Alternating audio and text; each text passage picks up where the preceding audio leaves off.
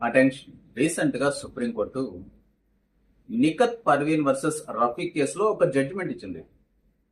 ఈ judgement maintenance గురించి. Case facts లోకి వెళ్తే పుట్టిన బిడ్డకి తండ్రి హస్బెండ్ కాదు అని చెప్పి డిఎన్ఏ టెస్ట్ లో తేలింది. వైఫ్ ఆ విషయాన్ని డిస్ప్యూట్ చేయడం లేదు, కానీ ఆ చైల్డ్కి మెయింటెనెన్స్ ఇవ్వాలని చెప్పి మెయింటెనెన్స్ కేసు ఫైల్ చేసింది. వైఫ్ తీసుకున్న డిఫెన్స్ ఏంటంటే Indian evidence act section 112. Section 112 ఏం చెప్తుంది?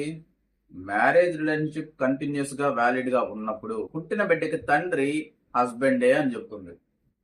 కానీ supreme court Indian evidence act section 112 కన్నా సైంటిఫిక్ ఎవిడెన్స్ అయిన డిఎన్ఏ టెస్ట్ కే ప్రిఫరెన్స్ ఇచ్చింది. ప్రిఫరెన్స్ ఇవ్వాలి అని చెప్పింది. మెయింటెనెన్స్ ఇవ్వకుండా మెయింటెనెన్స్ కేసుని డిస్మిస్ చేసింది. సో డిఎన్ఏ టెస్ట్ లో ఫాదర్ కాదు అని తెలిస్తే మెయింటెనెన్స్ ఇవ్వాల్సిన అవసరం లేదు.